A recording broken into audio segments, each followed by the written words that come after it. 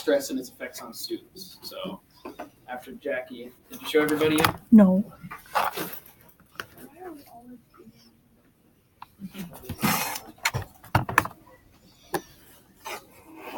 Why is it always this class? Because I only know her and her in this entire high school. It's an elective, so it's okay. He just doesn't go to school. Yes, he does. I see him every day. Shush. Have you ever been under the struggle of stress? Have you ever witnessed somebody have a panic attack, or have you had one of your own? Yes. Everybody always knows what it is or how it feels to be under stress or to have a panic attack, and they've witnessed it too. After reading several journals, going through a few websites, watching a few videos, and through my own personal experience with stress and anxiety, like I'm kind of feeling now with the speech, I'd like to talk to you guys about how stress can affect your own education, how it can also weaken your own body, and different ways to prevent it from happening to you or to possibly help others with it. The Suicide Prevention Resource Center made an article titled Consequences of Student Mental Health Issues this year in 2019, where they listed off several different aspects of lives of students that are ruined from or lackluster from stress constantly weighing down on them, such as their quality of life, or whenever you get an academic achievement, you won't feel as accomplished from it if you're stressed about it, or you'll have a reduced satisfaction in your own life. If you're always stressed about everything, you won't feel like anything's worthwhile, or your own educational experiences, such as a pep rally or whatever, won't feel as fun if you're always stressed out and can't really feel pepped up.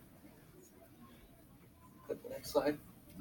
In a survey with the American College Health Association back in 2015 with the National Suicide Prevention Lifeline, they showed that 30% of just college students suffer from extreme stress on their daily lives, along with another 2% struggling from anxiety. And this is just college students, not high school students or any other amount of percentages, let alone what these two different mental issues can cause either on their own or together with some people, or if you were to add in depression or other sort of issues with that.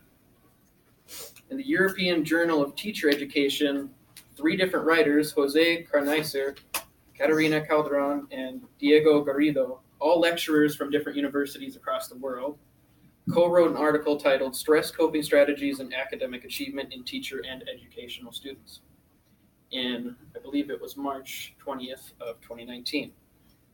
And in their studies, they showed that any students that were always under pressure or constantly showing stress always scored lower than average or would always function less in class, such as not either participating or not even really wanting to show up half the time.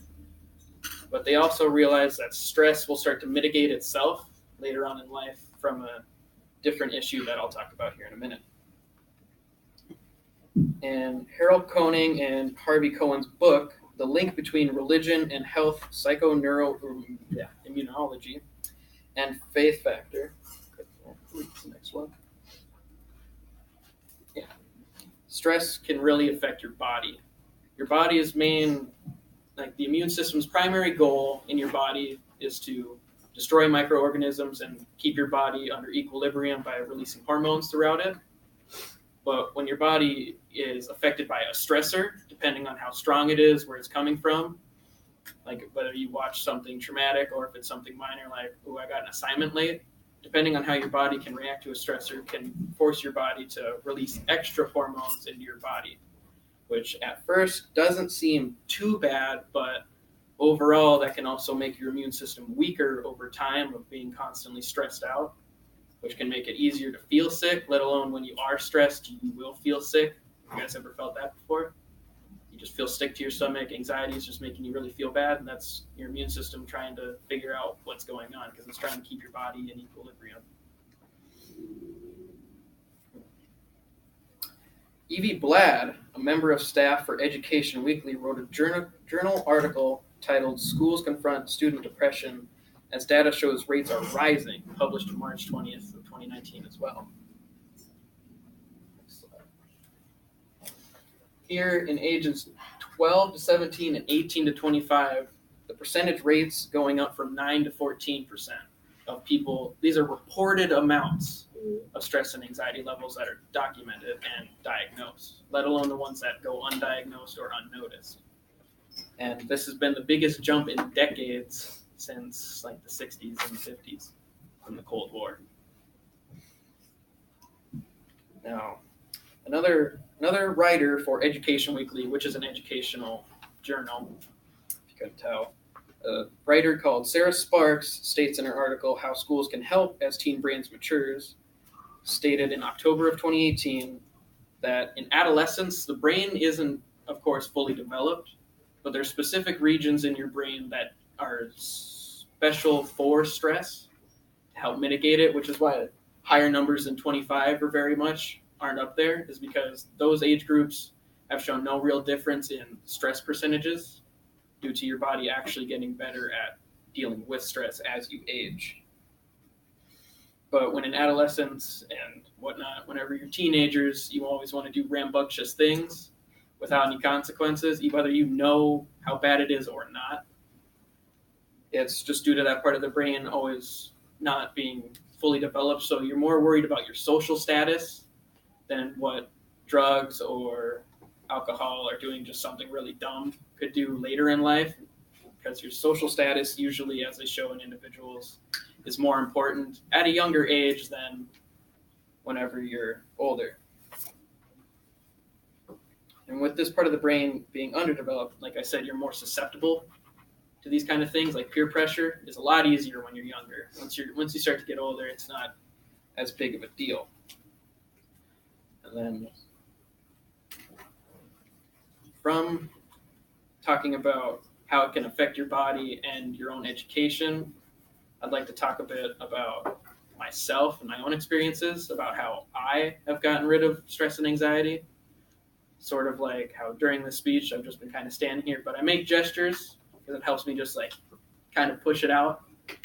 I usually talk about, whenever I'm usually stressed, whether it's about a speech or just trying to show up for work or doing classwork or just general life things, it's just do something you enjoy. Just like the second you feel down, the second you feel stressed, just do something different. Just put whatever you're stressed about away and just do something real quick. Just get your mind off it.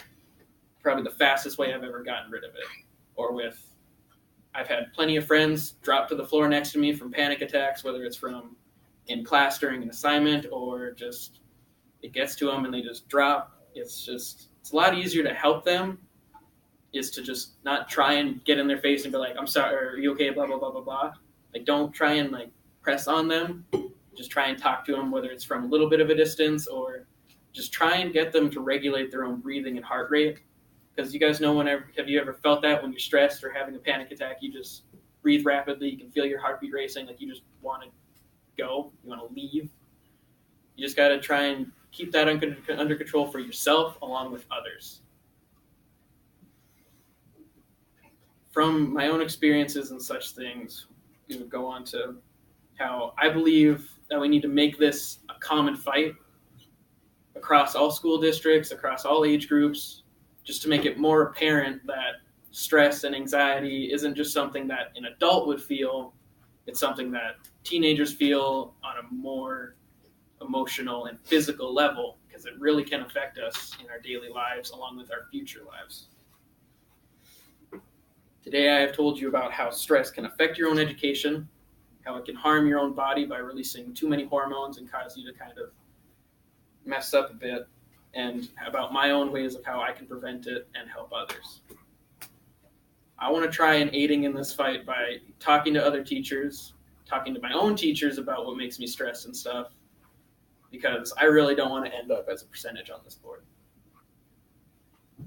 That is all.